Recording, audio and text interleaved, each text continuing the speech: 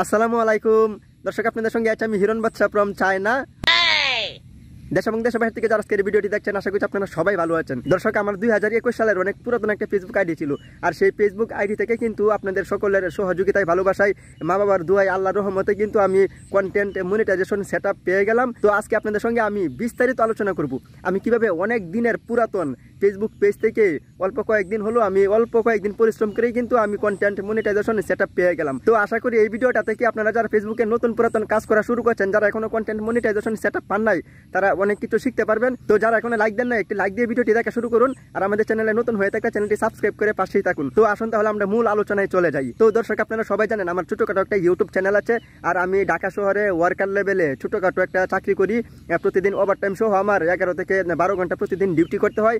আর একটা YouTube channel চালাতে গিয়ে আমি কিন্তু ফেসবুকে তেমন সময় দেওয়ার কোনো সুযোগই পাই নাই। তো আপনাদের সকলের সহযোগিতায়, ভালোবাসায় আমার ইউটিউব চ্যানেলে 150K সাবস্ক্রাইবার প্লাস হয়েছে। আর 150K সাবস্ক্রাইবার প্লাস হওয়ার পরে আমি ইউটিউবে একটু সময় কম দিয়ে আমি ফেসবুক পেজের দিকে একটু মনোযোগ দিই। আমি তখন ফেসবুকে, ইউটিউবে প্রচুর পরিমাণে টিউটোরিয়াল ভিডিও দেখলাম। প্রায় 14 থেকে 15 দিন আমি প্রচুর পরিমাণে টিউটোরিয়াল, টেকনিক্যাল ভিডিও দেখলাম। তো আমি প্রচুর পরিমাণে টিউটোরিয়াল ভিডিও দেখার পরে আমার ফেসবুক পেজ সম্বন্ধে মোটামুটি একটু ধারণা আসলো, কিভাবে প্রফেশনালভাবে ফেসবুক পেজ খুলতে হয়, আর ফেসবুক পেজে কি কাজগুলো করলে আপনি কন্টেন্ট মনিটাইজেশন সেটআপ পাবেন, কোনগুলা কাজ করা যাবে, কোন কাজ করা যাবে না। আমার ফেসবুক পেজে যত ইনফরমেশনগুলো ছিল, সমস্ত ইনফরমেশন আমি ঠিকঠাকভাবে পূরণ করি। যত সেটিংস ছিল, যতগুলা প্রয়োজন ছিল, সমস্ত কিছু আমি ঠিকঠাক মতো পূরণ করি। আর যেগুলো অপশনাল ছিল, যে এগুলো পূরণ করলেও চলবে, না করলেও চলবে, ওইগুলো আমি করি নাই। এরপরে কিন্তু আমি ফেসবুকে অ্যাক্টিভ হওয়া শুরু করলাম। আমি প্রতিদিন 3টা করে রিলস ভিডিও আপলোড করতাম, লং ভিডিও আপলোড করতাম, এমনকি আমি বিভিন্ন পোস্ট, লেখালেখি, পিকচার, বিভিন্ন কিছু আপলোড করতাম। যাই হোক, আমি আমার সময়টা মেনটেন করে কিন্তু আমি ভিডিও আপলোড করা শুরু করলাম। এমনকি আমি 7 দিনের মধ্যে নির্দিষ্ট একটা সময় বেছে নিয়ে আমি 2টা লাইভও করলাম।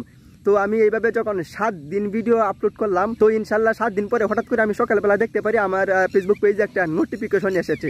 আর নোটিফিকেশনটা কি আপনারা তো বুঝতেই পেরেছেন। আলহামদুলিল্লাহ, আমার ফেসবুক পেজে কন্টেন্ট মনিটাইজেশন সেটআপ অ্যাপ্রুভ হয়ে গেছে। তো আমি বলি, আমার ফেসবুক পেজে কিন্তু আপনার তখন অনেক ভিডিওতে কপিরাইট ক্লেম ছিল। আর অনেকেই বলে যে কপিরাইট ক্লেম থাকলে ফেসবুক পেজে কন্টেন্ট মনিটাইজেশন সেটআপ হয় না, এটা ভুল ধারণা। আমার প্রচুর ভিডিওতে কপিরাইট ক্লেম ছিল, কিন্তু আমার পেজে কোনো কমিউনিটি গাইডলাইন স্ট্রাইক, কোনো কপিরাইট স্ট্রাইক, এমনকি ফেসবুকের কোনো নিয়ম রুলস আমি ভায়োলেশন করি নাই, কোনো নিয়ম আমি লঙ্ঘন করি নাই। আর যখন আমি 7 দিন ফেসবুক পেজে অ্যাক্টিভ ছিলাম, ফেসবুক পেজে আমার কাছে যত নোটিফিকেশন চেত, মানে আমার কাছে যত আপডেট চেত, আমি কিন্তু সঙ্গে সঙ্গে তা পূরণ করার জন্য চেষ্টা করতাম। আর এই 7 দিনের মধ্যে কিন্তু আমি উইকলি যে চ্যালেঞ্জ, একটু পরিশ্রম করে কিন্তু আমি উইকলি চ্যালেঞ্জ পূরণ করেছি। আর এই 7 দিন কিন্তু আমি ফেসবুক পেজে প্রচুর পরিমাণে অ্যাক্টিভ ছিলাম। আমি যখন ফেসবুক পেজ ওপেন করতাম, আমার ফেসবুক পেজে যত কন্টেন্ট ক্রিয়েটরদের ভিডিও আসতো, আমি কিন্তু সবার ভিডিও দেখতাম, লাইক, কমেন্ট, শেয়ার করতাম। এতে কিন্তু আবার আমার কমেন্টে দেখে অনেকেই কিন্তু আমার পেজে এসেছে, আমাকেও লাইক, কমেন্ট, শেয়ার, ফলো করেছে। তো এইভাবে কিন্তু আমার এনগেজমেন্ট অনেক বেড়েছে, আমার ফলোয়ার্সও কিছু বেড়েছে। আর আমি যখন কন্টেন্ট মনিটাইজেশন সেটআপ পেয়েছি, আমার কিন্তু তখন মাত্র 1200 ফলোয়ার্স ছিল। তো অনেকে বলে যে 5000 ফলোয়ার্স না হলে, 10,000 ফলোয়ার্স না হলে আপনি কন্টেন্ট মনিটাইজেশন সেটআপ পাবেন না। তো আসলে এটা ভুল ধারণা। তো বর্তমানে আপনার পেজে কত ফলোয়ার্স, এটা কিন্তু কোনো দেখার বিষয় না। আপনি ফেসবুকে অ্যাক্টিভ আছেন কিনা, আপনি ফেসবুকের রুলস, নিয়ম কানুনগুলো ভালোভাবে মেনে চলছেন কিনা, এটা হচ্ছে মূল বিষয়। আবার অনেকেই বলে কোনো ভিডিও ভাইরাল না হলে কিন্তু ফেসবুক পেজে কন্টেন্ট মনিটাইজেশন সেটআপ আসে না। এইটাও কিন্তু আসলে 100% ভুল ধারণা। আমার পেজে কিন্তু কোনো ভিডিও ভাইরাল নাই। আমার পেজে সর্বোচ্চ ভিডিওতে 300 থেকে 400 ভিউজ আছে। তো এরপরেও কিন্তু আপনাদের সকলের সহযোগিতায়, ভালোবাসায় আমি 7 দিন ফেসবুকে শুধু অ্যাক্টিভ ছিলাম। তো ফেসবুকের বিভিন্ন রুলস, নিয়ম কানুন ফলো করে আমি তাদের সমস্ত নিয়ম কানুন মেনে 7 দিন অ্যাক্টিভ ছিলাম। আর 7 দিন পরে ইনশাল্লাহ আমি ফেসবুক পেজ থেকে কন্টেন্ট মনিটাইজেশন সেটআপ পেয়ে গেলাম। তো আশা করি আপনারা যারা আমার এই ভিডিওটি দেখেছেন, তো আপনারাও এই ভিডিও থেকে সম্পূর্ণ ধারণা আপনাদের হয়ে গেছে।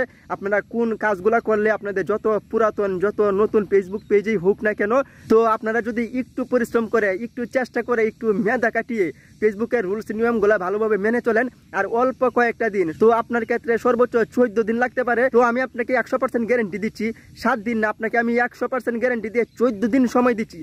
আপনি 14 দিন যদি ফেসবুকে অ্যাক্টিভ থাকেন, ফেসবুকের সমস্ত রুলস, নিয়ম কানুনগুলো যদি আপনি মেনে চলেন, তো আপনি সময় মেনটেন করে যদি ভিডিও আপলোড করেন, আপনি উইকলি চ্যালেঞ্জগুলো যদি পূরণ করেন, আর 14 দিনের মধ্যে আপনাকে কমপক্ষে 4টা লাইভ করতে হবে।